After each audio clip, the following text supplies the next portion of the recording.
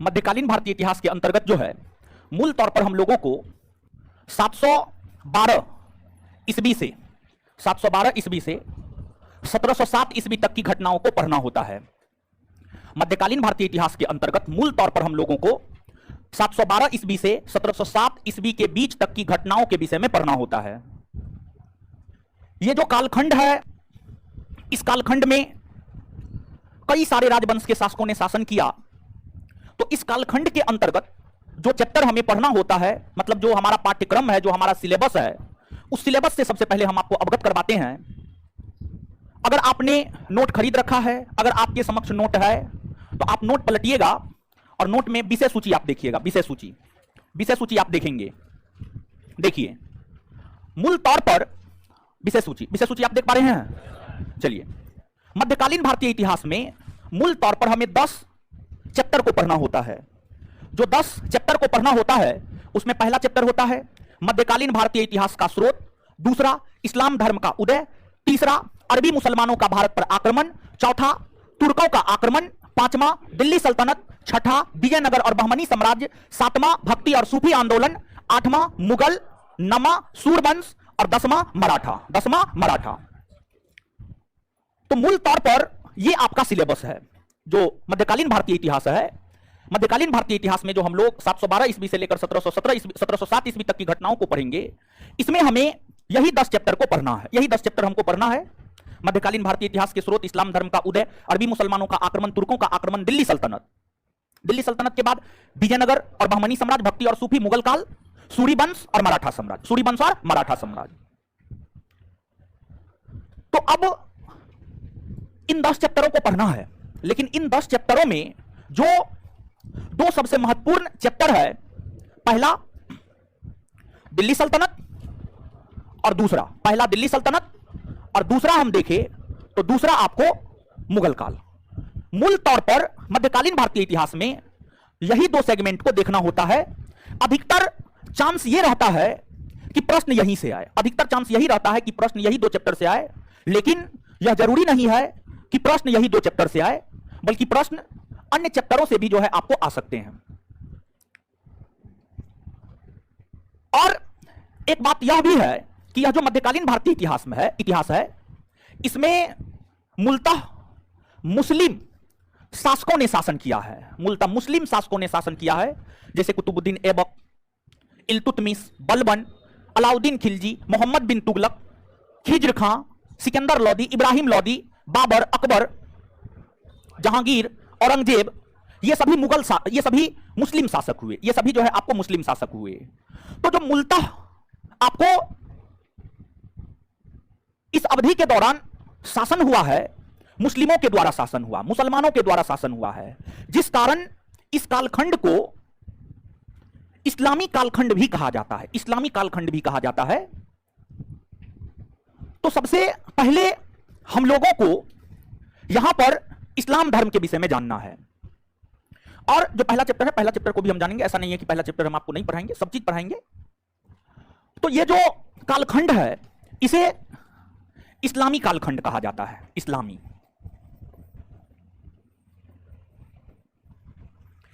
कालखंड कहा जाता है, या मुसलमानों का शासन कहा जाता है। इस कालखंड के अंतर्गत सबसे पहले इस्लाम धर्म का उदय हुआ, फिर इस्लाम धर्म का विस्तार होने लगा। उसी क्रम में इस्लाम धर्म का भारत आगमन हुआ। इस्लाम धर्म के भारत आगमन के बाद भारत में मुस्लिम शासकों ने शासन किया, और उन मुस्लिम शासकों के द्वारा कई सारी मस्जिदें, कई सारी भवनों का निर्माण करवाया गया।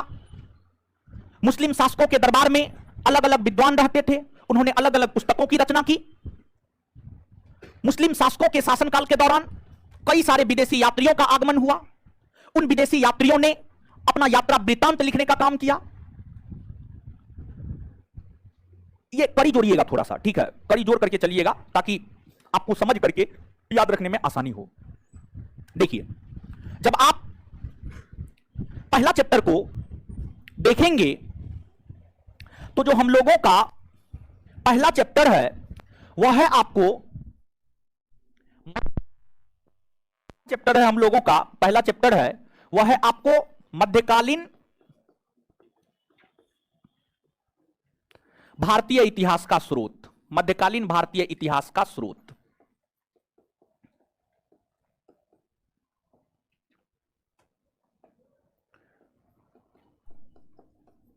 मध्यकालीन भारतीय इतिहास का स्रोत पहला चैप्टर है हम लोगों का मध्यकालीन भारतीय इतिहास का स्रोत। मध्यकालीन भारतीय इतिहास को जानने के 3 स्रोत है। मध्यकालीन भारतीय इतिहास को जानने के 3 स्रोत है। जो 3 स्रोत है उसमें पहला है आपको साहित्यिक साक्ष्य। साहित्यिक साक्ष्य। दूसरा है आपको विदेशी यात्रियों का विवरण।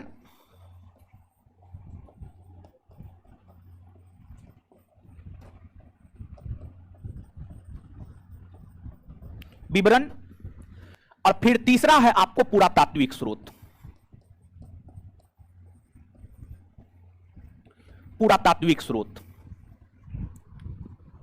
तो जो मध्यकालीन भारतीय इतिहास है इसको हम यही 3 स्रोत से जानते हैं।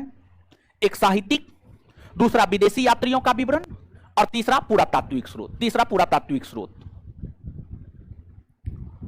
अब यहां पर आप थोड़ा सा समझिएगा इस बात को कि एक तो हमने आपको यह बात बताया है कि जो मध्यकाल है उसे हम लोग इस्लामी कालखंड भी कहते हैं। उसे हम लोग इस्लामी कालखंड भी कहते हैं। जो मध्यकाल है उसे हम लोग इस्लामी कालखंड भी कहते हैं।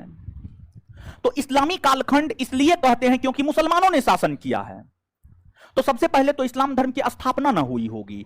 इस्लाम धर्म की स्थापना हुई होगी, फिर इस्लाम धर्म का प्रसार हुआ होगा, फिर मुस्लिम शासक भारत आए होंगे, भारत में इस्लाम सत्ता को स्थापित किए होंगे। जब वे भारत में शासन कर रहे होंगे तो उनके दरबार में विद्वान रहे होंगे। उन विद्वानों के द्वारा साहित्यों की रचना की गई होगी। जैसे कि आपको दिल्ली सल्तनत के अंतर्गत ही इल्तुतमिश के दरबार में मिनहाज उस सिराज रहता था जिन्होंने तबकाते नासिरी की रचना की। मुबारक शाह के दरबार में याहिया बिन अहमद सरहिंदी रहता था जिन्होंने तारीख मुबारक शाही की रचना की। मोहम्मद बिन तुगलक के दरबार में इब्न बतूता आया था जिन्होंने रेहला नामक पुस्तक की रचना की। जिन्होंने रेहला नामक पुस्तक की रचना की। वहीं मुगल काल के अंतर्गत कई सारे यात्रियों का आगमन हुआ। पीटर मुंडी हो, निकोलो मनुची हो, रॉल्फ फिंच हो, टॉमस मुंडो हो, विलियम हॉकिंस हो, विलियम फिंच हो, ये सभी लोग मुगल काल में भारत आए। अपना यात्रा वृत्तांत उन्होंने अलग अलग नामों से लिखा। तो जो सल्तनत काल हो या मुगल काल हो, उस अवधि के दौरान जो विद्वान हुए, उन विद्वानों के द्वारा जो साहित्य की रचना की गई है, उन साहित्यों से जो हमें जानकारी प्राप्त होती है उन्हीं को साहित्यिक स्रोत के अंतर्गत रखा जाता है। साहित्यिक स्रोत के अंतर्गत रखा जाता है। फिर इसके बाद अलग अलग कालखंड में अलग अलग लोग भारत की यात्रा पर आए। जैसे महमूद गजनबी के साथ अलबरूनी आया। इसके बाद आपको विजयनगर काल में डोमिंग पायस, बारबोसा, अब्दुल रज्जाक, निकोलो कांटी, बहमनी साम्राज्य में निकितीन का भारत आगमन हुआ। मुगल काल में बहुत सारे यात्रियों का भारत आगमन हुआ।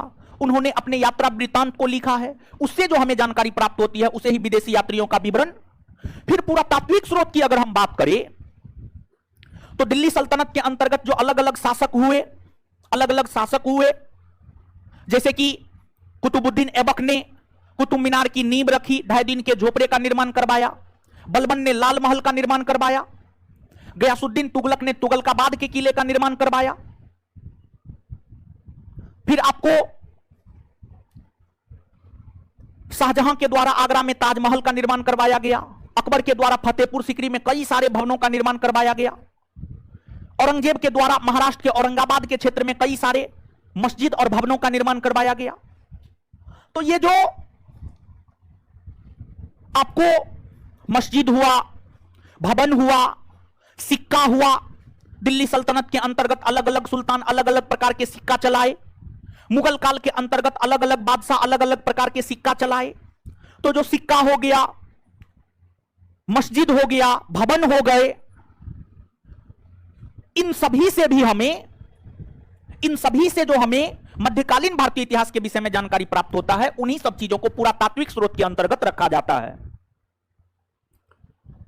यह जो पहला चैप्टर है मध्यकालीन भारतीय इतिहास के स्रोत, मध्यकालीन भारतीय इतिहास के स्रोत, इस चैप्टर की चर्चा पूरे मध्यकाल में होगा। पूरे मध्यकालीन भारतीय इतिहास में इस चैप्टर की चर्चा होगी और काफी सदाबहार चैप्टर है ये।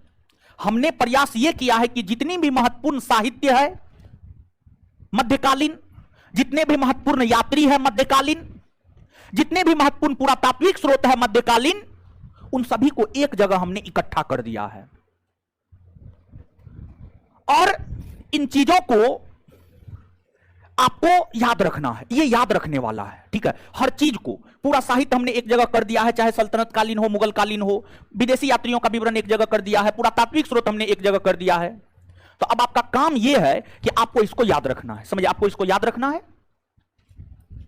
तो हम आपको क्या बोले थे, आप थोड़ा देर पहले याद कीजिए। हम आपको बोले थे एक बात कि इंटरकनेक्ट कीजिएगा चीजों को।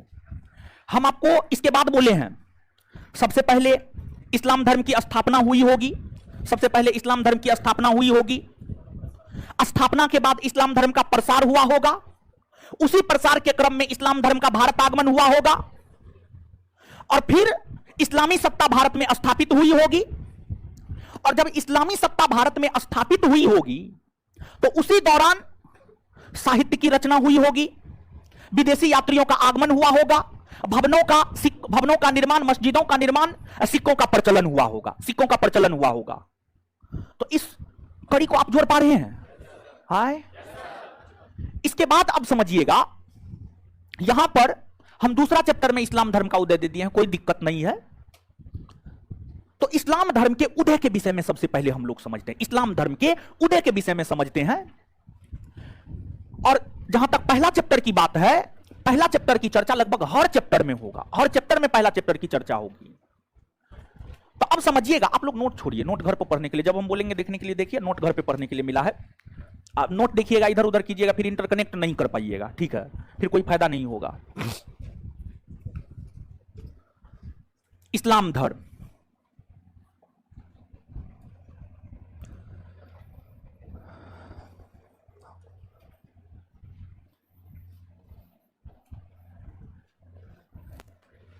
देखिए ध्यान दीजिएगा, जो इस्लाम धर्म है, इस्लाम धर्म के विषय में यह कहा जाता है कि इस धर्म की स्थापना 7वीं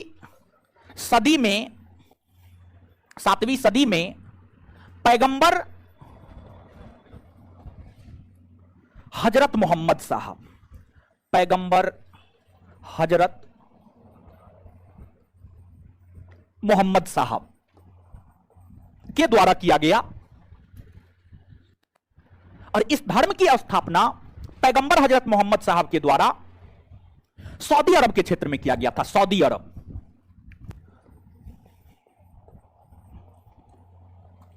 सऊदी अरब के क्षेत्र में किया गया। जब आप मानचित्र पर आएंगे, ये आपको अरब प्रायद्वीप है, ये अरब प्रायद्वीप है। अरब प्रायद्वीप के अंतर्गत यमन, ओमान, यूएई, सऊदी अरब, इराक, ये सभी देश आते हैं, ये सभी देश आते हैं। अरब प्रायद्वीप के अंतर्गत सऊदी अरब, इराक, अमन, ओमान, यूएई, सभी देश अरब प्रायद्वीप के अंतर्गत ही आते हैं। और इस अरब प्रायद्वीप के अंतर्गत जो क्षेत्रफल के आधार पर सबसे बड़ा देश है सऊदी अरब है, सबसे बड़ा देश सऊदी अरब है। और सबसे प्रमुख देश, अरब प्रायद्वीप में जितने भी देश है उसमें सबसे प्रमुख देश है आपको सऊदी अरब। सऊदी अरब, सऊदी अरब में ही मक्का और मदीना है। जो मक्का मदीना इस्लाम धर्म के लोगों के लिए सबसे अधिक पवित्र माना जाता है, वह मक्का और मदीना जो है आपको सऊदी अरब में ही है, सऊदी अरब में ही है। और सऊदी अरब जो है एशिया महादेश के पश्चिमी भाग में है, वेस्टर्न एशिया में है, पश्चिमी एशिया में है, पश्चिमी एशिया में है। तो आपको इस्लाम धर्म का उदय पश्चिमी एशिया के अंतर्गत सऊदी अरब के क्षेत्र में हुआ था। जो अरब प्रायद्वीप था, इस अरब प्रायद्वीप के भीतर हजारों की संख्या में कबीला रहता था, हजारों की संख्या में कबीला रहता था, और हर कबीला का अपना देवी देवता था, हर कबीला का अपना देवी देवता था।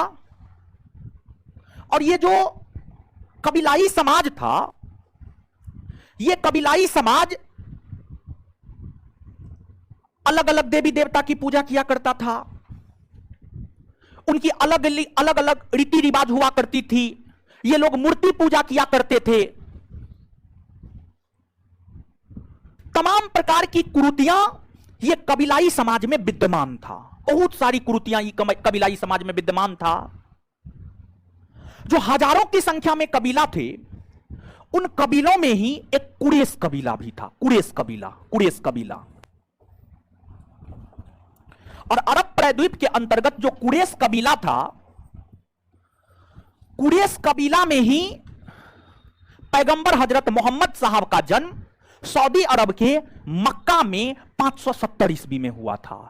तो जो पैगंबर हजरत मोहम्मद साहब है, इनका जन्म कुरैश कबीला के अंतर्गत 570 ईस्वी में मक्का में हुआ था। इनके पिता अब्दुल्ला, माता अमीना, दादा अबू मुतालिब और चाचा अबू तालिब। इनके पिता जो अब्दुल्ला थे, जब पैगंबर हजरत मोहम्मद साहब अपनी मां के गर्भ में थे, उसी दौरान इनके पिता का देहांत हो गया। यानी हजरत मोहम्मद साहब के जन्म से पहले ही उसके ऊपर से पिता का साया उठ चुका था,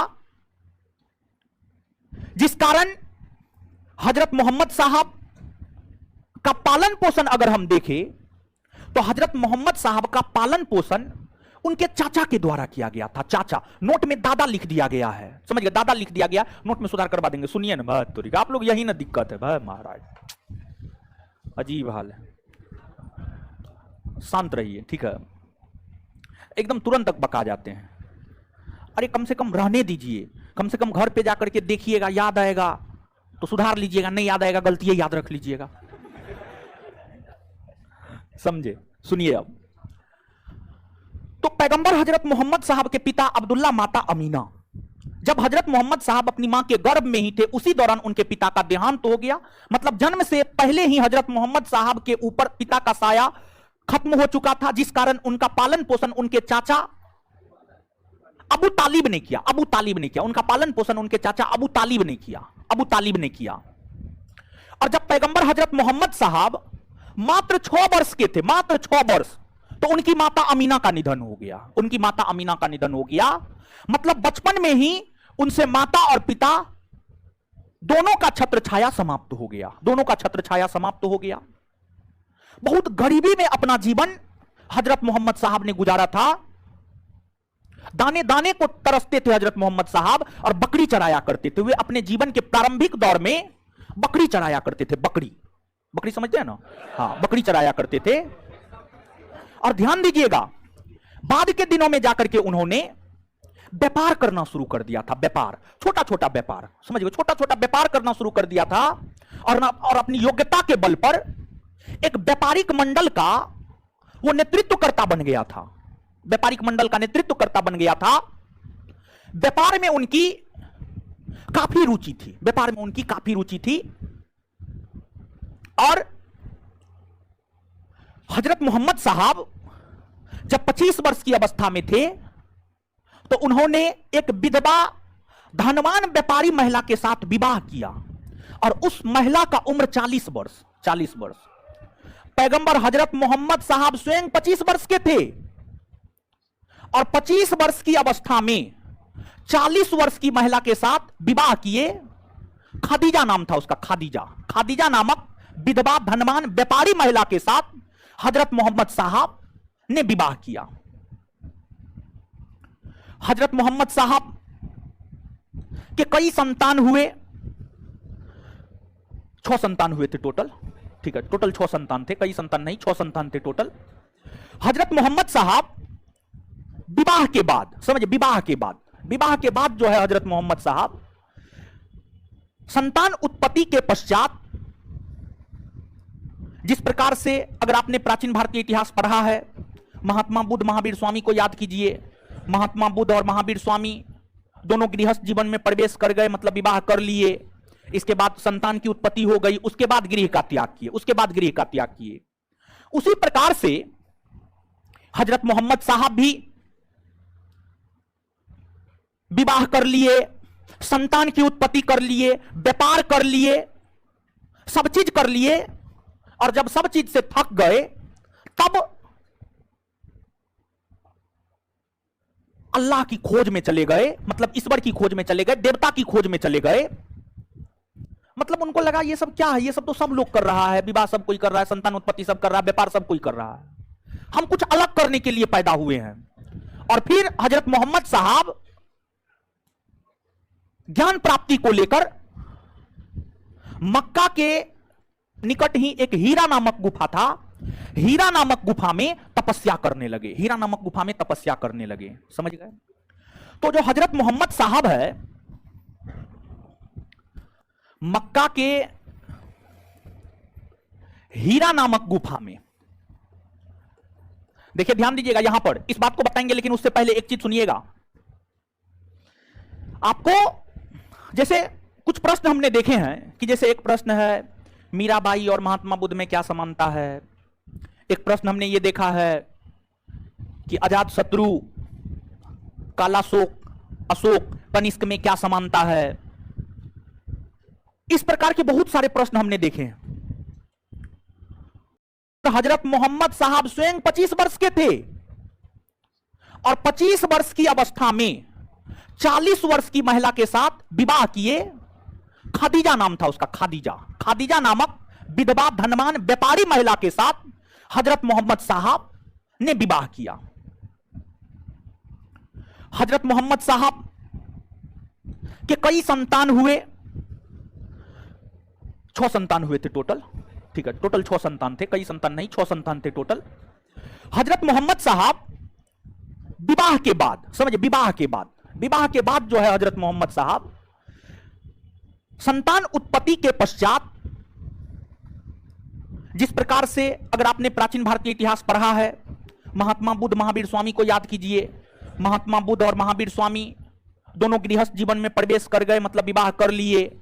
इसके बाद संतान की उत्पत्ति हो गई, उसके बाद गृह का त्याग किए।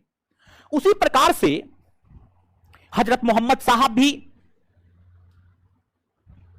विवाह कर लिए, संतान की उत्पत्ति कर लिए, व्यापार कर लिए, सब चीज कर लिए, और जब सब चीज से थक गए तब अल्लाह की खोज में चले गए, मतलब ईश्वर की खोज में चले गए, देवता की खोज में चले गए। मतलब उनको लगा ये सब क्या है, ये सब तो सब लोग कर रहा है, विवाह सब कोई कर रहा है, संतान उत्पत्ति सब कर रहा है, व्यापार सब कोई कर रहा है, हम कुछ अलग करने के लिए पैदा हुए हैं। और फिर हजरत मोहम्मद साहब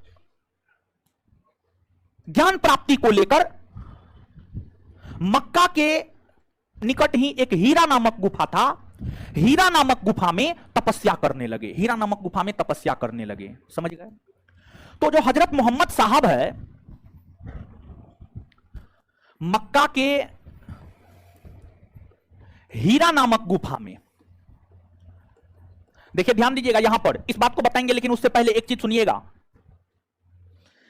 आपको जैसे कुछ प्रश्न हमने देखे हैं कि जैसे एक प्रश्न है मीराबाई और महात्मा बुद्ध में क्या समानता है, एक प्रश्न हमने ये देखा है कि अजात शत्रु, कालाशोक, अशोक, कनिष्क में क्या समानता है। इस प्रकार के बहुत सारे प्रश्न हमने देखे हैं। तो मीराबाई और महात्मा बुद्ध में यह समानता है कि दोनों ने इस बात को स्वीकार किया कि यह जो संसार है दुखपूर्ण है। इसके बाद अजात शत्रु, कालाशोक, अशोक और कनिष्क में यह समानता है कि सभी के शासनकाल के दौरान बुद्ध सम्मेलन आयोजित हुए।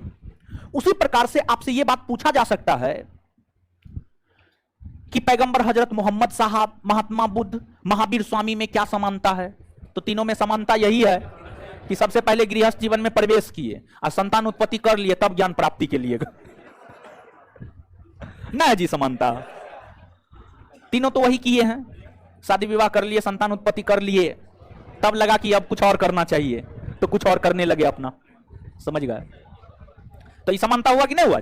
एकदम समानता हुआ। चलिए, तो मक्का के हीरा नामक गुफा में हजरत मोहम्मद साहब तपस्या करने लगे और उसी दौरान देवदूत के तौर पर जिब्रियल का संदेश, देवदूत के तौर पर जिब्रियल हजरत मोहम्मद साहब के पास पहुंचे और उन्हें उपदेश दिए कि आप ईश्वर की बातों को आम जनता तक पहुंचाने के लिए आए हैं। आप ईश्वर की बातों को आम जनता तक पहुंचाने के लिए आए हैं। और देवदूत जिब्रियल ने ही हजरत मोहम्मद साहब को कुरान सौंपा, हजरत मोहम्मद साहब को कुरान सौंपा। और देवदूत जिब्रियल ने ही यह कहा कि आप कुरान की शिक्षा लोगों को दीजिए, कुरान की शिक्षा लोगों को दीजिए। तो हजरत मोहम्मद साहब को मक्का के पास हीरा नामक गुफा में 610 ईस्वी में ज्ञान की प्राप्ति हुई। जिस प्रकार महात्मा बुद्ध, महावीर स्वामी को ज्ञान की प्राप्ति हुई तो उन लोगों ने अलग अलग धर्म स्थापित कर लिया, उसी प्रकार से जब पैगंबर हजरत मोहम्मद साहब को ज्ञान की प्राप्ति हुई तो उन्होंने इस्लाम धर्म की स्थापना की और कुरान की शिक्षा, कुरान का संदेश, कुरान का उपदेश लोगों के बीच देने का काम किया। कुरान का उपदेश, कुरान की शिक्षा लोगों के बीच देने का काम पैगंबर हजरत मोहम्मद साहब ने किया, पैगंबर हजरत मोहम्मद साहब ने किया। जब पैगंबर हजरत मोहम्मद साहब इस्लाम धर्म की स्थापना कर कुरान के संदेशों का प्रसार करने लगे तो उस दौरान हजरत मोहम्मद साहब ने सबसे ज्यादा बल अगर किसी चीज पर दिया तो वह एकेश्वरवाद पर दिया, एकेश्वरवाद पर, एकेश्वरवाद पर, एकेश्वरवाद। एकेश्वरवाद, बहुदेववाद कई बार हम आपको समझा चुके हैं, यहां पर हम नहीं समझाएंगे।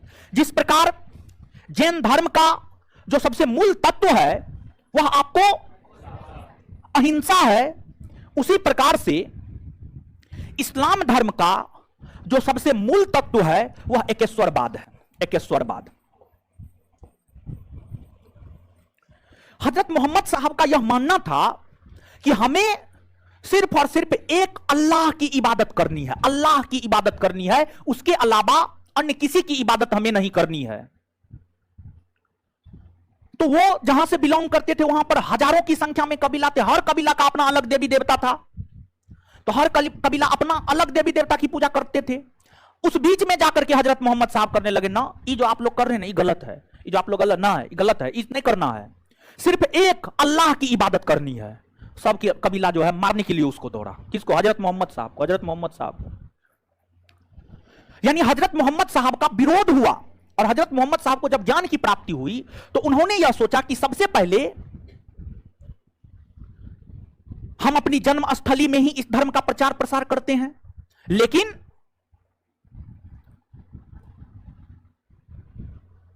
हजरत मोहम्मद साहब का विरोध हुआ मक्का के क्षेत्र में, मक्का के क्षेत्र में, और उन्हें कई सारे युद्ध लड़ने पड़े थे।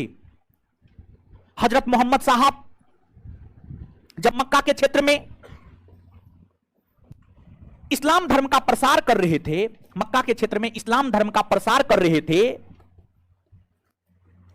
तो वे जिस कबीला से थे वे कुरैश कबीला से थे। कुरैश कबीला के लोगों ने ही सबसे ज्यादा प्रतिरोध हजरत मोहम्मद साहब का किया। कुरैश कबीला के लोगों ने ही हजरत मोहम्मद साहब का सबसे ज्यादा प्रतिरोध किया। जब कुरैश कबीला के लोगों ने हजरत मोहम्मद साहब पर आक्रमण किया, उनकी आवाज को दबाने का काम किया, तो उस क्रम में हजरत मोहम्मद साहब के द्वारा कई सारे युद्ध लड़े गए थे। जैसे कि आपको उहुद का युद्ध हो गया, बदरा का युद्ध हो गया, डीच का युद्ध हो गया, डीच का युद्ध हो गया, ये सब युद्ध लड़े गए थे हजरत मोहम्मद साहब के द्वारा। गौर से सुनिएगा।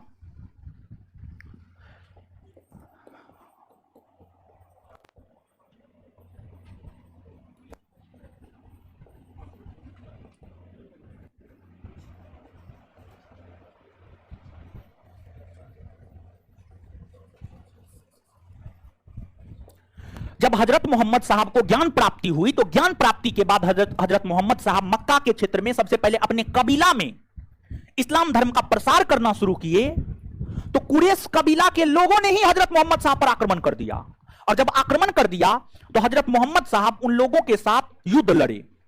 उसमें पहला बदरा का युद्ध है 624 ईस्वी में हुआ, दूसरा उहुद का युद्ध है 625 ईस्वी में हुआ, और तीसरा दीज का युद्ध है 627 ईस्वी में हुआ। और ध्यान दीजिएगा, ये तीनों युद्ध में हजरत मोहम्मद साहब ने कुरैश कबीला के प्रतिनिधि को पराजित कर दिया।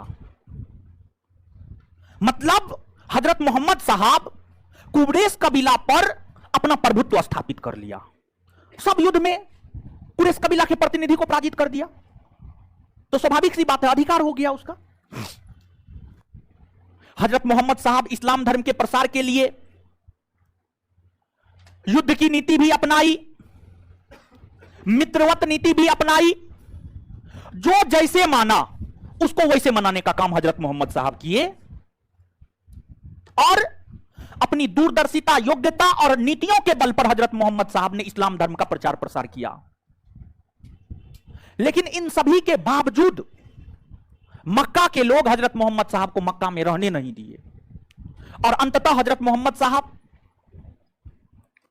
622 ईस्वी में मक्का से मदीना की यात्रा किए। मक्का से मदीना की यात्रा किए, और हजरत मोहम्मद साहब के द्वारा 622 ईस्वी में जो मक्का से मदीना की यात्रा की गई है, इसे ही इस्लाम जगत में हिजरी संवत कहा जाता है। हिजरी संवत कहा जाता है, हिजरी संवत। और यह इस्लाम जगत का प्रथम संवत है, हिजरी संवत, हिजरी संवत। तो इसके बाद हजरत मोहम्मद साहब मदीना चले गए। मदीना में ही रहकर इस्लाम धर्म का उन्होंने प्रचार प्रसार किया। मदीना में ही रहकर इस्लाम धर्म का हजरत मोहम्मद साहब ने प्रचार प्रसार किया। इस्लाम धर्म का प्रचार प्रसार करते हुए हजरत मोहम्मद साहब ने मिल्लत की व्यवस्था दी। मिल्लत की व्यवस्था देते हुए हजरत मोहम्मद साहब ने यह कहा कि जो इस्लाम धर्म है, इस धर्म को मानने वाले लोग मुसलमान होंगे, और मुसलमानों को राज्य से, मुस्लिमों को राज्य से, यानी राजाओं से कोई मतलब नहीं रहेगा, राजाओं से कोई मतलब नहीं रहेगा। साथ ही साथ उन्होंने, यानी हजरत मोहम्मद साहब ने गैर मुसलमानों को जिम्मी की श्रेणी में रखा। जिम्मी, गैर मुसलमानों को उन्होंने जिम्मी कहा, जिम्मी, गैर मुसलमानों को उन्होंने जिम्मी कहा। और हजरत मोहम्मद साहब ने यह कहा कि अगर कोई व्यक्ति चाहते हैं कि उन पर इस्लाम धर्म नहीं थोपा जाए, तो उन्हें कर देना होगा, टैक्स देना होगा, टैक्स देना होगा। हजरत मोहम्मद साहब ने गैर मुसलमानों को जिम्मी की श्रेणी में रखा, और हजरत मोहम्मद साहब ने यह कहा कि अगर कोई व्यक्ति यह चाहते हैं कि उन पर जबरदस्ती इस्लाम धर्म ना थोपा जाए, तो उन्हें कर देना होगा। वही कर इतिहास में जजिया कर कहलाया, जजिया कर कहलाया, जजिया कर। मतलब जो जजिया कर है, जजिया कर का इजाद करने का श्रेय पैगंबर हजरत मोहम्मद साहब को ही जाता है। उन्होंने ही जजिया कर को इजाद किया है। जजिया कर का सृजनकर्ता पैगंबर हजरत मोहम्मद साहब को ही माना जाता है। यह एक प्रकार का सुरक्षात्मक कर था। अगर आप चाहते हैं कि आप पर इस्लाम धर्म जबरदस्ती ना थोपा जाए, तो फिर आपको यह कर देना होगा, आपको यह कर देना होगा। और यह कर महिला से, बच्चा से, विकलांग से, बेरोजगार से, इन लोगों से जजिया कर नहीं लिया जाता था। इन लोगों से जजिया कर नहीं लिया जाता था। इस्लाम धर्म का प्रचार प्रसार करते हुए मदीना में हजरत मोहम्मद साहब का जन्म, हजरत मोहम्मद साहब का निधन, सॉरी, मदीना में हजरत मोहम्मद साहब का निधन 632 ईस्वी में हो गया। 632 ईस्वी में हो गया, और फिर मदीना में ही हजरत मोहम्मद साहब को दफना दिया गया। मदीना में ही हजरत मोहम्मद साहब को दफना दिया गया। और ध्यान दें यहां पर, जिस प्रकार महात्मा बुद्ध ने अपना उत्तराधिकारी किसी को घोषित नहीं किया था, उसी प्रकार से अगर हम बात करें पैगंबर हजरत मोहम्मद साहब की, तो उन्होंने भी अपना कोई उत्तराधिकारी घोषित नहीं किया। तो यह भी महात्मा बुद्ध और हजरत मोहम्मद साहब में समानता हो गई। और यह प्रश्न देखिए, वो वाला बात नहीं याद रखिएगा, वो समानता बस जानकारी के लिए बताए, लेकिन ये बात याद रखना जरूरी है। क्योंकि ध्यान दीजिएगा, यह प्रश्न पूछा गया है। जब आप क्वेश्चन बैंक देखेंगे, हमने आपको घटना चक्र दिखवाया है। जब आप घटना चक्र देखेंगे तो घटना चक्र में यह प्रश्न है, और घटना चक्र में जो प्रश्न है वो किसी ना किसी परीक्षा में पूछा हुआ है। घटना चक्र में ही यह प्रश्न है कि महात्मा बुद्ध ने अपना उत्तराधिकारी किसे घोषित किया। उसका आंसर होगा किसी को भी नहीं, किसी को भी नहीं। जिस प्रकार महात्मा बुद्ध ने अपना उत्तराधिकारी किसी को भी घोषित नहीं किया, उसी प्रकार से पैगंबर हजरत मोहम्मद साहब ने भी जीवित रहते अपना उत्तराधिकारी किसी को घोषित नहीं किया। तो पैगंबर हजरत मोहम्मद साहब, महात्मा बुद्ध, ये दोनों में ये समानता है। इस बात को याद रखिएगा, क्योंकि जब ये प्रश्न पूछा है महात्मा बुद्ध वाला, तो ये भी पूछा जा सकता है। इस बात को आप निश्चित तौर पे याद रखिएगा, ये समानता है दोनों में। लेकिन पैगंबर हजरत मोहम्मद साहब के निधन होने के बाद उनके उत्तराधिकारी को खलीफा कहा गया, उनके उत्तराधिकारी को खलीफा कहा गया। और पैगंबर हजरत मोहम्मद साहब के निधन से लेकर, यानी 632 ईस्वी से लेकर 1924 ईस्वी तक खलीफा का पद विद्यमान रहा, खलीफा का पद विद्यमान रहा।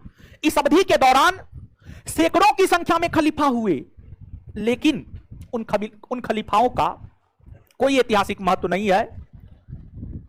लेकिन ध्यान रहे कि हजरत मोहम्मद साहब के निधन होने के बाद प्रथम खलीफा कौन बने हैं, यह बात याद रखना आपके लिए जरूरी है। 3-4 खलीफा हम आपको बता देते हैं, और 4 ही महत्वपूर्ण खलीफा हुए हजरत मोहम्मद साहब के निधन होने के बाद। हजरत मोहम्मद साहब के निधन होने के बाद जो पहला खलीफा बना है वह आपको अबू बकर है। अबू बकर है, यह 632 से लेकर 634 ईस्वी तक खलीफा के पद पर है। अबू बकर के बाद उमर खलीफा बने। उमर 634 से 644 ईस्वी तक खलीफा के पद पर है। और फिर उस्मान बने। उस्मान 644 से 656 ईस्वी तक खलीफा के पद पर है।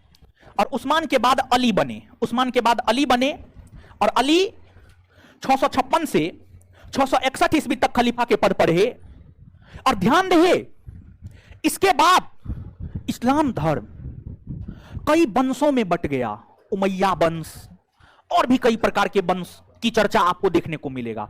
अभी बाकी वंश, समझिएगा, अभी बाकी वंश, उमैया वंश और भी बहुत सारे वंश आपको इस्लाम धर्म के अंतर्गत देखने को मिलेंगे। तो कम से कम हजरत मोहम्मद साहब के निधन होने के बाद प्रथम खलीफा कौन बने हैं, इस बात को आप निश्चित तौर पे याद रखिएगा। इस बात को आप निश्चित तौर पे याद रखिएगा, अबू बकर बने हैं। बाद बाकी आप नहीं भी याद रखते हैं तो कोई दिक्कत आपको नहीं होने जा रहा है। अब देखिएगा आप, ये तो हजरत मोहम्मद साहब ने इस्लाम धर्म की स्थापना की, अरब के क्षेत्र में प्रचार प्रसार किया।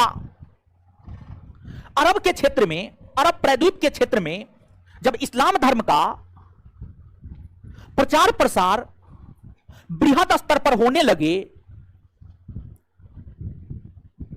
तो फिर अरबी मुसलमान, अरब क्षेत्र के लोग इस्लाम धर्म को पूरे विश्व में फैलाना चाहते थे। और इस्लाम धर्म को पूरे विश्व में फैलाने के लिए धन की आवश्यकता थी, अच्छे नेतृत्वकर्ता की आवश्यकता थी। तो अरबी मुसलमानों ने धन की प्राप्ति को लेकर आक्रमण करना शुरू कर दिया। धन की प्राप्ति को लेकर आक्रमण करना शुरू कर दिया। और भारत को सोने का चिड़िया कहा जाता था, तो अरबी मुसलमानों ने धन प्राप्ति के लिए भारत पर आक्रमण किया। धन प्राप्ति के लिए भारत पर आक्रमण किया। अरबी मुसलमानों का कभी यह मंशा नहीं था कि उसको भारत में इस्लाम धर्म स्थापित करना है, ना, बल्कि अरबी मुसलमानों की यह मंशा थी, भारत जाएंगे, भारत से धन लूटेंगे, और अगर संभव हो तो भारत में भी इस्लाम धर्म का प्रसार करेंगे, अगर संभव हो। तो अरबी मुसलमान फिर भारत पर आक्रमण करने लगे। अरबी मुसलमान भारत पर आक्रमण करने लगे, और अरबी मुसलमानों का भारत के ऊपर आक्रमण 711-12 ईस्वी में हुआ, 711 में हुआ, 712 में हुआ। तो भारत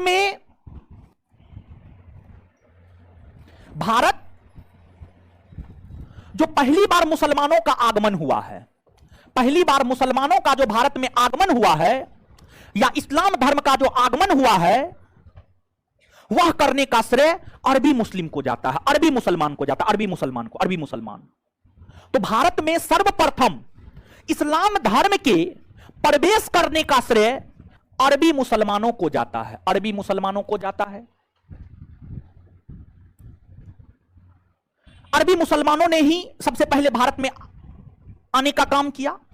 फिर अरबी मुसलमानों के बाद तुर्की मुसलमान, और तुर्की मुसलमान का संबंध उमैया वंश से था। उमैया वंश, अभी तुरंत हम उमैया वंश की चर्चा की है। उमैया वंश, जो तुर्की मुस्लिम थे उनका संबंध उमैया वंश से है। तुर्की मुसलमान में आपको महमूद गजनबी, मोहम्मद गौरी, ये सब उमैया वंश से आते हैं, उमैया वंश से आते हैं। अरबी मुसलमान में भारत में सफलता मोहम्मद बिन कासिम को लगी। मोहम्मद बिन कासिम ने ही सर्वप्रथम भारत के उत्तर पश्चिम में स्थित सिंध को जीतकर अपने साम्राज्य में मिलाया। सिंध को जीतकर अपने साम्राज्य में मिलाया, और मोहम्मद बिन कासिम ने ही भारत में जजिया कर को लागू किया। भारत में जजिया कर को लागू किया, लेकिन मोहम्मद बिन कासिम बहुत दिनों तक भारत में नहीं रह सके।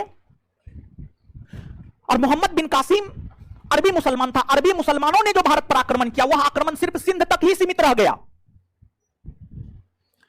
इसके बाद अन्य क्षेत्रों में इस्लाम धर्म का व्यापक स्तर पर प्रचार प्रसार हुआ, और जब अन्य क्षेत्रों में इस्लाम धर्म का व्यापक स्तर पर प्रचार प्रसार हुआ और इस्लाम धर्म काफी विस्तृत हुआ, तो अब यह देखा जाने लगा कि जो खलीफा है वो मुसलमानों पर नियंत्रण स्थापित करने में असफल हो रहा है।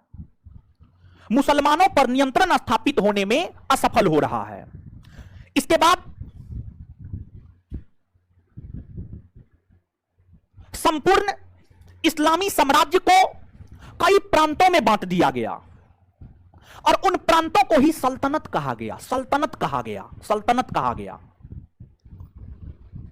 और यह जो इस्लामी साम्राज्य था, जिसे कई प्रांतों में बांटा गया, जिसे सल्तनत कहा गया, कई सारे सल्तनत का जिक्र आपको मिलेगा, लेकिन उन सभी सल्तनतों में जो सबसे प्रमुख सल्तनत बनकर उभरा था वह गजनी सल्तनत था। गजनी सल्तनत, गजनी सल्तनत पहला सल्तनत था जिसे खलीफा ने सल्तनत होने का प्रमाण पत्र दिया। तो यहां पर दो बात, इस्लामी साम्राज्य का प्रथम मान्यता प्राप्त सल्तनत गजनी सल्तनत और इस्लाम धर्म के अंतर्गत देखने को मिलेंगे। तो कम से कम हजरत मोहम्मद साहब के निधन होने के बाद प्रथम खलीफा कौन बने हैं, इस बात को आप निश्चित तौर पे याद रखिएगा। इस बात को आप निश्चित तौर पे याद रखिएगा, अबू बकर बने हैं। बाद बाकी आप नहीं भी याद रखते हैं तो कोई दिक्कत आपको नहीं होने जा रहा है। अब देखिएगा आप, ये तो हजरत मोहम्मद साहब ने इस्लाम धर्म की स्थापना की, अरब के क्षेत्र में प्रचार प्रसार किया। अरब के क्षेत्र में, अरब प्रायद्वीप के क्षेत्र में जब इस्लाम धर्म का प्रचार प्रसार बृहद स्तर पर होने लगे, तो फिर अरबी मुसलमान अरब क्षेत्र के लोग इस्लाम धर्म को पूरे विश्व में फैलाना चाहते थे। और इस्लाम धर्म को पूरे विश्व में फैलाने के लिए धन की आवश्यकता थी, अच्छे नेतृत्वकर्ता की आवश्यकता थी। तो अरबी मुसलमानों ने धन की प्राप्ति को लेकर आक्रमण करना शुरू कर दिया, धन की प्राप्ति को लेकर आक्रमण करना शुरू कर दिया। और भारत को सोने का चिड़िया कहा जाता था, तो अरबी मुसलमानों ने धन प्राप्ति के लिए भारत पर आक्रमण किया, धन प्राप्ति के लिए भारत पर आक्रमण किया।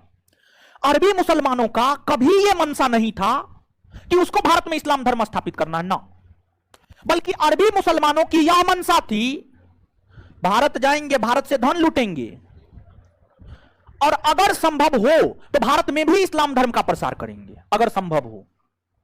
तो अरबी मुसलमान फिर भारत पर आक्रमण करने लगे, अरबी मुसलमान भारत पर आक्रमण करने लगे। और अरबी मुसलमानों का भारत के ऊपर आक्रमण 711-12 ईस्वी में हुआ, 711 में हुआ, 712 में हुआ। तो भारत जो पहली बार मुसलमानों का आगमन हुआ है, पहली बार मुसलमानों का जो भारत में आगमन हुआ है या इस्लाम धर्म का जो आगमन हुआ है, वह करने का श्रेय अरबी मुस्लिम को जाता है, अरबी मुसलमान को जाता है, अरबी मुसलमान को, अरबी मुसलमान। तो भारत में सर्वप्रथम इस्लाम धर्म के प्रवेश करने का श्रेय अरबी मुसलमानों को जाता है, अरबी मुसलमानों को जाता है। अरबी मुसलमानों ने ही सबसे पहले भारत में आने का काम किया। फिर अरबी मुसलमानों के बाद तुर्की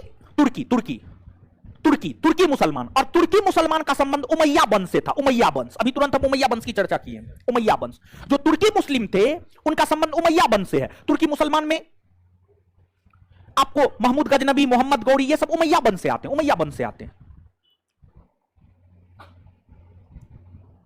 अरबी मुसलमान में भारत में सफलता मोहम्मद बिन कासिम को लगी। मोहम्मद बिन कासिम ने ही सर्वप्रथम भारत के उत्तर पश्चिम में स्थित सिंध को जीतकर अपने साम्राज्य में मिलाया, सिंध को जीतकर अपने साम्राज्य में मिलाया। और मोहम्मद बिन कासिम ने ही भारत में जजिया कर को लागू किया, भारत में जजिया कर को लागू किया। लेकिन मोहम्मद बिन कासिम बहुत दिनों तक भारत में नहीं रह सके, और मोहम्मद बिन कासिम अरबी मुसलमान था। अरबी मुसलमानों ने जो भारत पर आक्रमण किया, वह आक्रमण सिर्फ सिंध तक ही सीमित रह गया। इसके बाद अन्य क्षेत्रों में इस्लाम धर्म का व्यापक स्तर पर प्रचार प्रसार हुआ, और जब अन्य क्षेत्रों में इस्लाम धर्म का व्यापक स्तर पर प्रचार प्रसार हुआ और इस्लाम धर्म काफी विस्तृत हुआ, तो अब यह देखा जाने लगा कि जो खलीफा है वो मुसलमानों पर नियंत्रण स्थापित करने में असफल हो रहा है, मुसलमानों पर नियंत्रण स्थापित होने में असफल हो रहा है। इसके बाद में बांट दिया गया, और उन प्रांतों को ही सल्तनत कहा गया, सल्तनत कहा गया, सल्तनत कहा गया। और यह जो इस्लामी साम्राज्य था, जिसे कई प्रांतों में बांटा गया, जिसे सल्तनत कहा गया, कई सारे सल्तनत का जिक्र आपको मिलेगा। लेकिन उन सभी सल्तनतों में जो सबसे प्रमुख सल्तनत बनकर उभरा था, वह गजनी सल्तनत था। गजनी सल्तनत, गजनी सल्तनत पहला सल्तनत था जिसे खलीफा ने सल्तनत होने का प्रमाण पत्र दिया। सल्तनत था गजनी सल्तनत। गजनी सल्तनत पहला सल्तनत था जिसे खलीफा ने सुल्तान का प्रमाण पत्र दिया, जिन्हें खलीफा ने सुल्तान का प्रमाण पत्र दिया। तो यहां पर दो बात, इस्लामी साम्राज्य का प्रथम मान्यता प्राप्त सल्तनत गजनी सल्तनत, और प्रथम मान्यता प्राप्त सुल्तान महमूद गजनबी। महमूद गजनबी ने 1000 ईस्वी से लेकर 1027 ईस्वी तक भारत पर 17 बार आक्रमण किया। महमूद गजनबी का लक्ष्य था भारत से धन प्राप्त करना और मध्य एशिया में एक विशाल इस्लामी साम्राज्य स्थापित करना। महमूद गजनबी हद तक इसमें सफल भी हुए।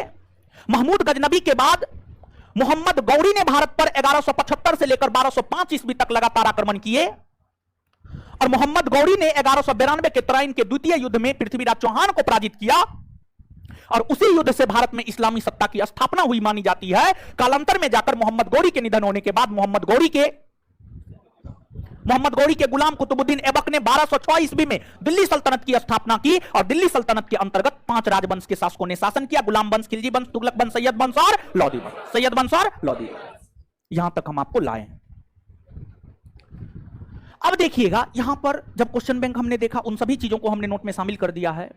तो एक प्रश्न यह पूछा गया था कि भारत के लोगों के लिए सबसे पहले हिंदू शब्द का प्रयोग किसने किया है? तो भारत के लोगों के लिए सबसे पहले हिंदू शब्द का प्रयोग अरबी लोगों ने किया है, अरबी मुसलमानों ने किया है, अरबी मुसलमानों ने। फिर एक प्रश्न पूछा गया है, ईरानियों ने भारत को क्या कहकर पुकारा है? यूनानियों ने भारत को क्या कहकर पुकारा है?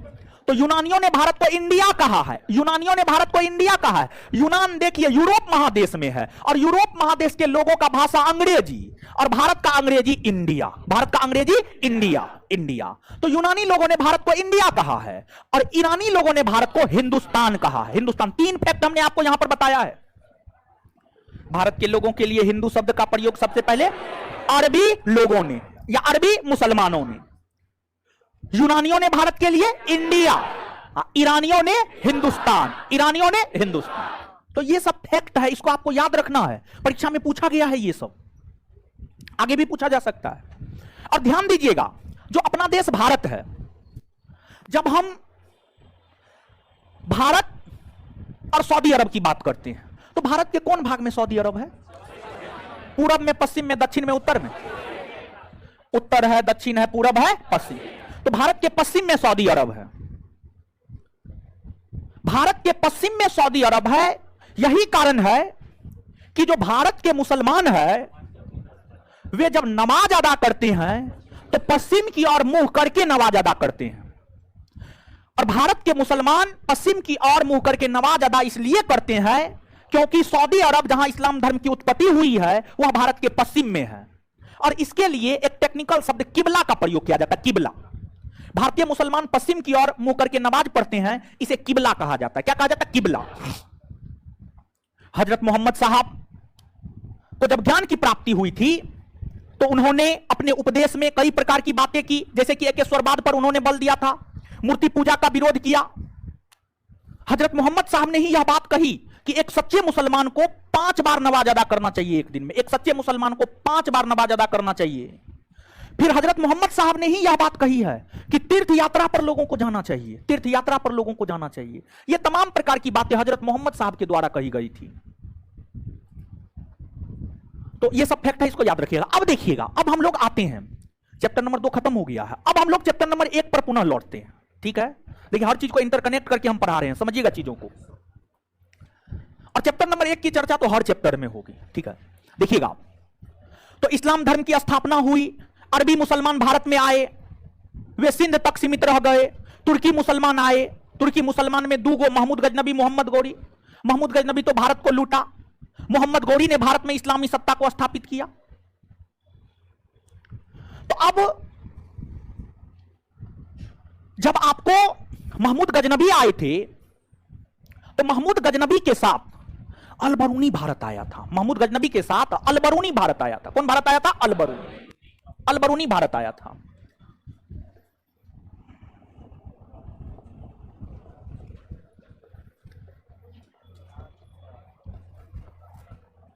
अलबरूनी भारत आया था।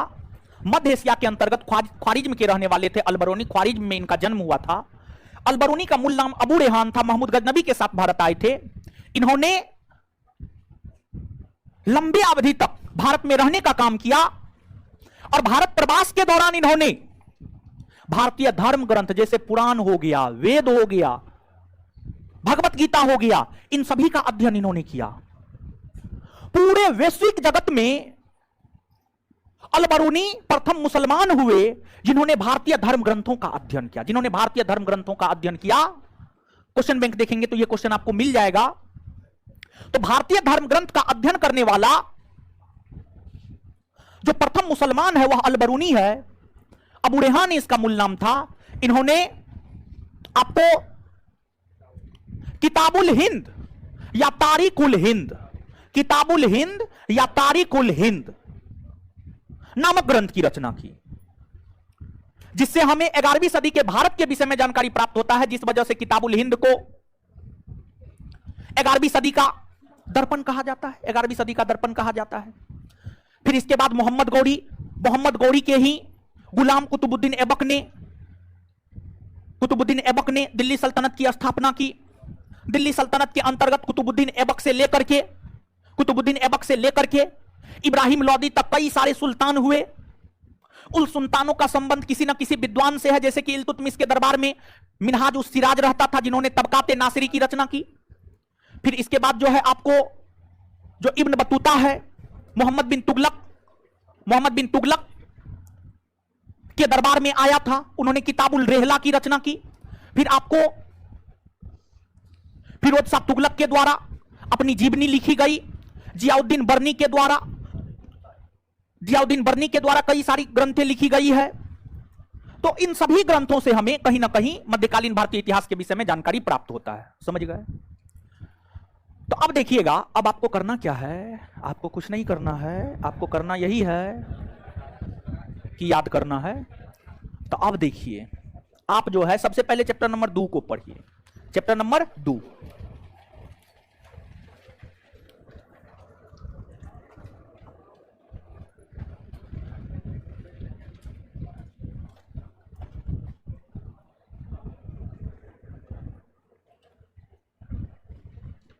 और वो चाचा दादा वाला सही कर लीजिएगा।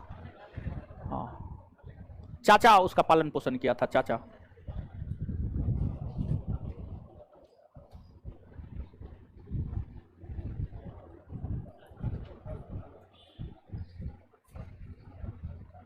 उसमें बहुत कुछ ऐड हुआ है। वो जो पढ़ रहे हैं वो किताब, उसमें बहुत कुछ ऐड हुआ है, उसमें ऐड हुआ है। लिख लीजिएगा, लीजिएगा नहीं तो लिख लीजिएगा।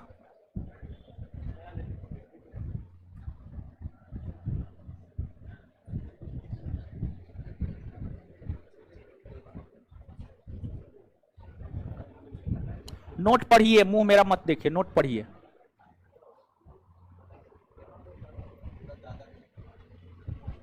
तो दादी लिख दीजिए ना। हाँ, जो करना है कीजिए, हम बता दिए अपना, जो करना है कीजिए, नहीं करना है मत कीजिए।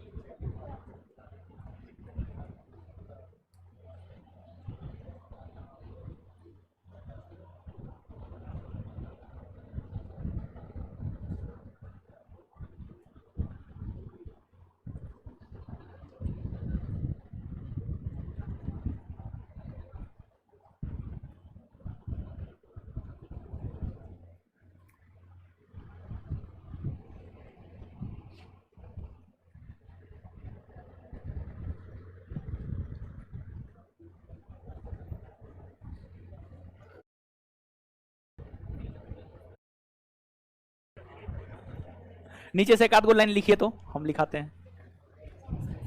ये कैसे टूट गया जी? कल्ले टूटा है जी? हाँ, लिखिए। महात्मा बुद्ध की भांति पैगंबर हजरत मोहम्मद साहब ने किसी को भी अपना उत्तराधिकारी घोषित नहीं किया था। महात्मा बुद्ध की भांति महात्मा बुद्ध की भांति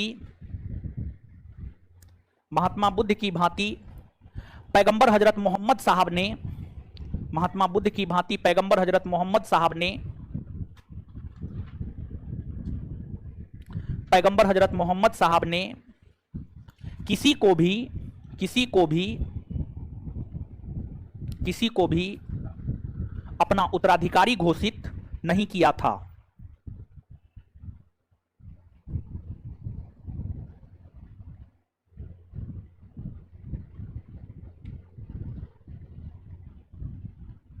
नीचे से एक पॉइंट और, जब हजरत मोहम्मद साहब, अगला पॉइंट, जब हजरत मोहम्मद साहब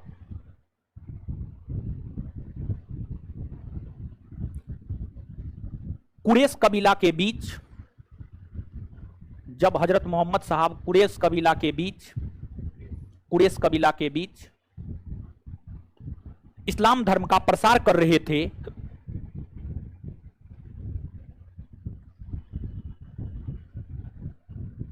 इस्लाम धर्म का प्रसार कर रहे थे, तो इस कबीला के लोगों ने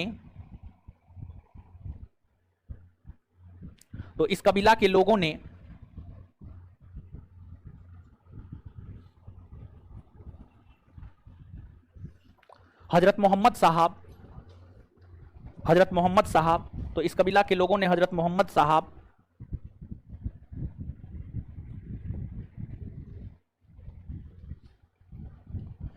के ऊपर हजरत मोहम्मद साहब का विरोध किया।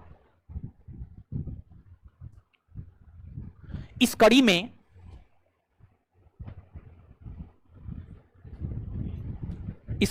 हजरत मोहम्मद साहब के द्वारा 3 युद्ध लड़े गए जो निम्न है।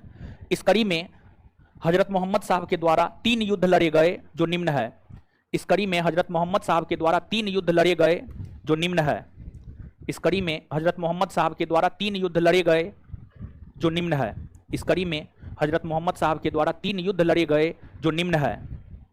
1 नंबर में बदरा का युद्ध 624 ईस्वी, और सब में हजरत मोहम्मद साहब की जीत हुई है, सब में टोटल में। एक नंबर में बदरा का युद्ध 624 ईस्वी, बदरा का युद्ध 624 ईस्वी। 2 नंबर में उहुद का युद्ध 625 ईस्वी, उहुद का युद्ध, उहुद का युद्ध, उहुद का युद्ध 625 ईस्वी। 3 नंबर में डीच का युद्ध, 3 नंबर में डीच का युद्ध 627 ईस्वी, डीच का युद्ध 627 ईस्वी, 627 ईस्वी।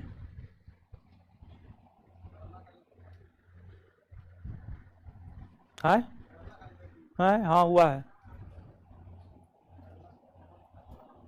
चलिए आगे लिखिएगा। हजरत मोहम्मद साहब के निधन होने के बाद, अगला पॉइंट,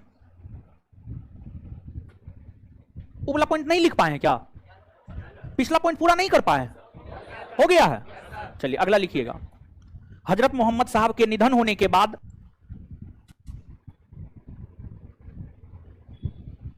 हजरत मोहम्मद साहब के निधन होने के बाद, निधन होने के बाद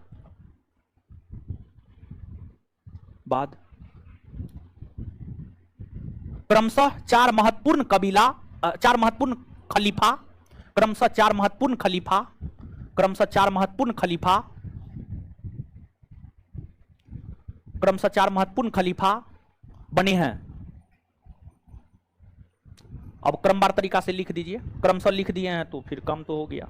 1 नंबर में अबू बकर, अबू बकर 632 से 634, उमर 634 से 644,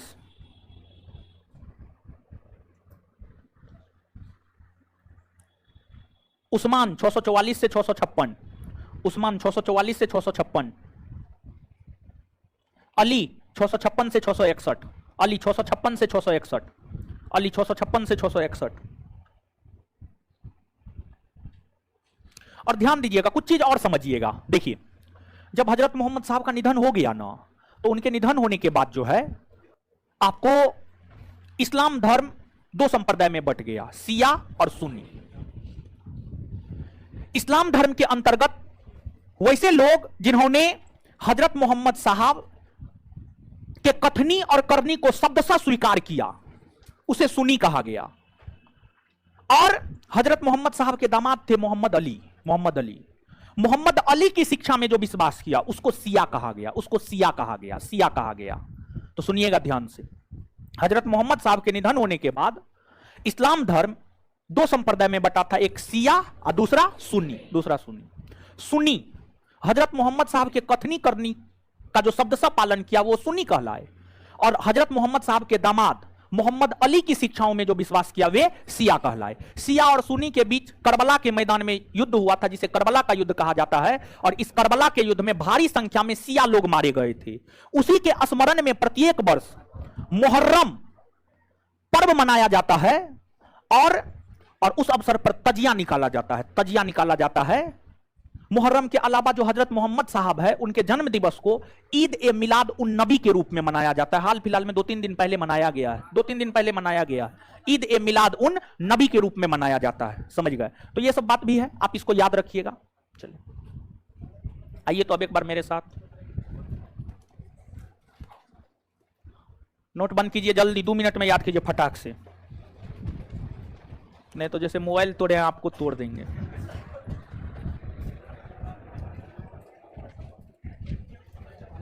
इस्लाम धर्म का उदय कितना शताब्दी ईस्वी में हुआ? 7वीं शताब्दी। पैगंबर का शाब्दिक अर्थ क्या होता है? ईश्वर का दूत। पैगंबर का शाब्दिक अर्थ क्या होता है? ईश्वर का दूत। हजरत मोहम्मद साहब का जन्म कब हुआ? 570 ईस्वी में। हजरत मोहम्मद साहब का जन्म कब हुआ? कौन कबीला में हुआ? कुरैश कबीला। कहां? मक्का या मदीना? मक्का। जन्म कहां हुआ है और कौन कबीला में? हजरत मोहम्मद साहब का विवाह किसके साथ हुआ था? किसके साथ? हजरत मोहम्मद साहब को ज्ञान की प्राप्ति कब हुई है? 610 ईस्वी। कहां? हीरा नामक गुफा। हीरा नामक। हजरत मोहम्मद साहब ने गैर मुसलमानों को किस श्रेणी में रखा? जिम्मी। किस श्रेणी में? और उसे कौन सा कर लिया? कौन सा कर? इस्लाम धर्म का पवित्र ग्रंथ, इस्लाम धर्म का पवित्र ग्रंथ। हजरत मोहम्मद साहब ने किसकी शिक्षाओं, कौन ग्रंथ के शिक्षा का उपदेश दिया? किसका? हजरत मोहम्मद साहब का निधन कब हुआ? 632। और खलीफा का पद कब समाप्त हुआ है? 1924। किसने समाप्त किया? मुस्तफा कमाल। इस्लामी जगत का पहला सल्तनत, इस्लामी जगत का पहला सल्तनत गजनी सल्तनत, पहला सुल्तान महमूद गजनवी। इस्लामी जगत का पहला सल्तनत, पहला सल्तनत, प्रथम सुल्तान, प्रथम सुल्तान। इसके बाद ईरानियों ने भारत को क्या कहा? यूनानियों ने हिंदू शब्द का प्रयोग।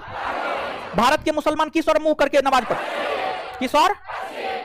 हजरत अली की शिक्षाओं में विश्वास करने वाले क्या कहलाए? भारत में सर्वप्रथम इस्लाम का आगमन किसके जरिए हुआ? किसके जरिए? अरबी मुसलमानों के जरिए हुआ है। एक पॉइंट और लिखिए तो, हिजरी संवत का जिक्र ना है? नहीं जी, हाँ है, सॉरी ना, यही हमको लगाना है। हिजरी संवत की शुरुआत कब हुई? 622 ईस्वी में, 622 ईस्वी में। चलिए ठीक है। अब इसके बाद देखिए आपका क्या क्या होमवर्क है। सबसे पहले चैप्टर नंबर 1 और 2, मध्यकालीन भारतीय इतिहास में 1 और 2। हम बार बार बोल रहे हैं, चैप्टर नंबर 1 की चर्चा हमने आपके साथ संक्षेप में किया है, संक्षेप में किया है। और संक्षेप में करने के पीछे कारण यह है कि इसकी चर्चा अलग अलग चैप्टर में होगा, समझ गए? लेकिन यह याद रखने वाला है। तो सबसे पहला होमवर्क तो आपका यही है, चैप्टर नंबर 1 और 2। 2 नंबर तो आपको याद हो गया है, चैप्टर नंबर 1 आपको याद नहीं हुआ है। तो आपका काम यह है कि चैप्टर नंबर 1 को याद करके आप पाइएगा, ठीक है? 30 गो साहित्य दिए हैं, 30 साहित्य के रचयिता कौन है इसको याद कर लीजिएगा। जो विदेशी यात्रियों का विवरण है, कौन किसके शासनकाल में आया है, इसको याद कर लीजिएगा। और जो पुरातात्विक साक्ष्य है उसको भी आप याद कर लीजिएगा। तो सबसे पहला होमवर्क आपका यही है अगले सेशन का, और आएंगे तो 1 बाय 1 पूछेंगे अगले क्लास में। तो पहला होमवर्क यही है आपका, समझ गए? और इसके बाद जो है प्रयास हम ये करेंगे कि एक तो आप एक बार चैप्टर नंबर 1 को ऐसे गोनू झा की तरह याद कर लीजिए, और फिर एक बार जो है ना स्मार्ट स्टूडेंट की तरह भी हम आपको याद करवाएंगे, ठीक है? आप चिंता मत कीजिए, हम व्यवस्था किए हुए हैं। आज तो हम सिर्फ सिलेबस को दिखाए हैं और लिंक जोड़े हैं, समझिए, लिंक जोड़े हैं। और लिंक जोड़ने के साथ साथ इस्लाम धर्म को हमने पढ़ा दिया, बस इतना काम हमने आपके साथ आज किया है, ठीक है? चलिए, तो अब कल भी हम आपको बोल दिए थे, उठा के पूछेंगे 2 गो क्वेश्चन, दिन में तारा नजर आ जाएगा। ये करवा दीजिए, वो करवा दीजिए, वो करवा दीजिए, ठीक है? चलिए सुनिए, अल्लाह मत कीजिए। कल भी बोले थे, आज भी बोल रहे हैं, साप्ताहिक टेस्ट होगा। सप्ताह में एक साथ ही 2 टेस्ट होगा, एक क्लास टेस्ट और एक फुल लेंथ टेस्ट। एक क्लास टेस्ट और एक फुल लेंथ टेस्ट। भाग लेना है सबको। तो इस सप्ताह से ही ये चीज लागू हो रहा है। तो इस सप्ताह में जो साप्ताहिक टेस्ट होगा ना, तो इस सप्ताह में जो पढ़ाया गया है और इसके पहले जो पढ़ाया गया, उन सब चीज को शामिल करेंगे। यानी कुल मिलाकर के साप्ताहिक टेस्ट में पूरे प्राचीन भारतीय इतिहास से क्वेश्चन देंगे, और बायोलॉजी में चैप्टर नंबर 6 तक हो गया है, 6 तक क्वेश्चन देंगे। तो आप इस सप्ताह में साप्ताहिक टेस्ट का होमवर्क है बायोलॉजी 1 से लेकर 6 तक, और पूरे प्राचीन भारतीय इतिहास। साप्ताहिक टेस्ट में यही रहेगा, और फिर जो फुल लेंथ टेस्ट है उसमें तो हमको जो मन होगा वो देंगे। चलिए, यहां तक बात हुई आज की। इसके बाद आगे होमवर्क में क्या चल रहा था? क्या चल रहा था? ज्योग्राफी खत्म हो गया, पॉलिटी खत्म हुआ। चलिए, हिस्ट्री तो पढ़ा ही रहे हैं, ज्योग्राफी बोले थे लेकर आने के लिए। तो क्या किया जाए कि प्राचीन और बायोलॉजी पे ही काम कीजिएगा इस सप्ताह भर, कि ज्योग्राफी हम होमवर्क दे दे? क्या क्या विचार है आप लोग? और पॉलिटी का तो टेस्ट होने वाला था ना। पॉलिटी तो आपके बैच में बहुत पढ़ा भी दिए हैं, राज्यसभा तक पढ़ा दिए हैं ना। हाँ, और पॉलिटी का भी ऑब्जेक्टिव मिलेगा, ठीक है? हर चीज का ऑब्जेक्टिव मिलेगा। अब हमको जब छुट्टी मिलता है तो हम सीधा ऑब्जेक्टिव पे काम कर रहे हैं, समझ गए? तो ज्योग्राफी का होमवर्क दे दे? नहीं तो अच्छा ठीक है, सुनिए ना, ज्योग्राफी का होमवर्क नहीं देते हैं, ठीक है? पॉलिटी का भी जो है एक टेस्ट आयोजित करवाना है हमको, क्योंकि पॉलिटी तो होमवर्क सीरीज के माध्यम से करवा दिए हैं, ठीक है? तो पॉलिटी का भी एक टेस्ट होगा। तो कुल मिलाकर के इस सप्ताह में जो है आपका क्लास टेस्ट में ही 50 क्वेश्चन पॉलिटी का शामिल कर देंगे। ठीक है, तो इस सप्ताह में आपको रिवीजन करना है। ठीक है, आप अभी घर से नया नया आए हैं तो रिवीजन कीजिए, रिवीजन कीजिए, समझ गए। और आप लोग को तो छुट्टी नहीं मिला है ना, और हाँ, आप लोग के बैच में छुट्टी कहां मिला, तो आप रिवीजन कीजिए, पॉलिटी का भी रिवीजन कीजिए, हिस्ट्री का भी रिवीजन कीजिए, बायोलॉजी का भी रिवीजन कीजिए। जितना हो गया है उसका रिवीजन कीजिए। उसका क्लास टेस्ट होगा, एक फुल लेंथ टेस्ट होगा, समझ गए। और टेस्ट में जो है शानदार प्राइज की व्यवस्था है। और बुक आप लोग बिहार एसएससी का बुक लॉन्च किए हैं, लिए आप लोग 160-70 के बीच में देगा, हाँ जो भी दे। ठीक है, सुनिए, बुक लीजिए और कीजिए उसको, उसमें करंट भी शामिल किए हैं लगभग पूरे, और जो भी महत्वपूर्ण फैक्ट है वो शामिल किए हैं। कोई अगर एक चैप्टर किए हैं, डिस्कशन उसकशन पढ़े हैं, कौन पढ़े हैं, पढ़े हैं, कैसा लगा बुक, अच्छा लगा बुक, क्वेश्चन का लेवल है और डिस्कशन अच्छा है ना। ठीक है, और एरर नहीं मिलेगा, एरर नहीं मिलेगा। ठीक है, दरोगा का इससे भी शानदार करने जा रहे हैं, दरोगा के बुक पे काम चल रहा है, समझ गए। दरोगा के प्रैक्टिस सेट पे काम शुरू कर दिए हैं, इससे भी शानदार बिहार एसएससी में जितना किए हैं उससे भी शानदार दरोगा में करेंगे, समझ गए। चलिए ठीक है, इससे आगे अगले क्लास में मिलते हैं। बिट्टू सर के स्वास्थ्य बुलेटिन के विषय में बता दें हम आपको कि कल सर दिखाए हैं, कुछ भी नहीं निकला है, सिर्फ बुखार था, तो दवाई खा रहे हैं, यानी जो है जहां से दिखाते हैं सर वहीं से दिखाए हैं, तो आपको जो है ठीक है। हमको लगता है आज शाम से क्लास लेना चाहिए, सुबह में तो क्लास नहीं लिए हैं, बोले हैं कि दोपहर में 12 बजे कॉल कर लीजिएगा, हो सकता है शाम से हम क्लास लेने की स्थिति में आ जाएं। तो हमको ऐसा लगता है कि कल आपका क्लास होना चाहिए। ठीक है, कल आपका क्लास होना चाहिए, होगा क्लास आपका, ठीक है, होगा क्लास, ठीक है, होगा बिट्टू सर का क्लास कल आपका। इससे आगे अगले क्लास में मिलते हैं। धन्यवाद सभी लोगों का। इस सप्ताह में रिवीजन करना है, पॉलिटी, प्राचीन, बायोलॉजी। धन्यवाद, सबका टेस्ट होगा।